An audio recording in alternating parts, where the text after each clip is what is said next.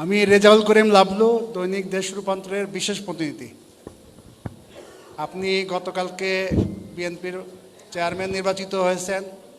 একেবারে তৃণমূল থেকে বগুড়া জেলা বিএনপির সদস্য থেকে দলের শীর্ষ পর্যায়ে আপনি এসেছেন, আসীন হয়েছেন। আপনাকে অভিনন্দন।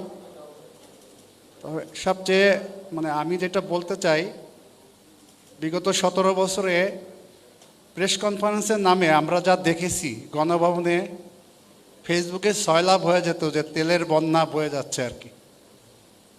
আশা করব আগামী দিনে আপনার বা বিএনপির যেসব প্রেস কনফারেন্স হবে সেখানে অনাকাঙ্ক্ষিত ওই যে আমাদের এক ভাই বলছে জাহাঙ্গীর, যে বিটের যারা আছে প্রেস কনফারেন্সে যেন তারাই আসতে পারে।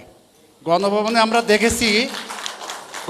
আমরা দেখতাম বিএফইউজে ডিইউজে প্রেস ক্লাবে সব রতি মহারথীরা আসতেন, তারা বিট কাভার করেন না আর কি। তারা বিট কাভার করেন না, এসে তেলের বন্যা বইয়ে দিতেন আর কি। তেলের বন্যা, এবং কারো কারো নামে গোলাম তেল, সরিষার তেল, গোলাম সরিষার তেল, যদিও উনি প্রয়াত হয়েছেন। বুঝতে পেরেছেন আপনি কি বলতে চান? আমার মনে হয় উনি বুঝতে পেরেছেন আপনি কি বলতে চান। একটু শুনুন প্লিজ। আমি বুঝতে পেরেছি, আপনাকে আমি একটু সহযোগিতা করি। সেটা হচ্ছে যে দেখুন, আল্লাহর রহমতে বাংলাদেশের মানুষের সমর্থনে আমরা সরকার গঠনে সক্ষম হলে এখানে আপনারা যারা সংবাদ মাধ্যম কর্মী আছেন, সেটি মালিক, সম্পাদক এবং সংবাদকর্মী যতজন আছেন, আমার ব্যক্তিগতভাবে প্রত্যাশা থাকবে, নিশ্চয়ই আপনাদের পরামর্শ থাকবে যাতে আমরা সঠিক সিদ্ধান্ত নিতে পারি। জি, আরেকটা বিষয়, সেটা হলো যে আপনি দেশে ফিরে 300 ফিটে গণসংবর্ধনা অনুষ্ঠানে একটা কথা বলেছেন। কোনো গণসংবর্ধনা ছিল না, এটা গণসংবর্ধনা না, উনি সংবর্ধনা। আপনি চুপ থাকেন, আমি কথা বলতেছি। সেটা হলো যে আপনি বলেছেন I have a dream, I have a plan, I have a plan. তা আমি জানি আপনি বাইরে যাওয়ার পরে দীর্ঘদিন দেশের সেক্টর ওয়াইজ কোন সেক্টরে কী ধরনের ডেভেলপমেন্ট করবেন তার একটা প্ল্যান করেছেন।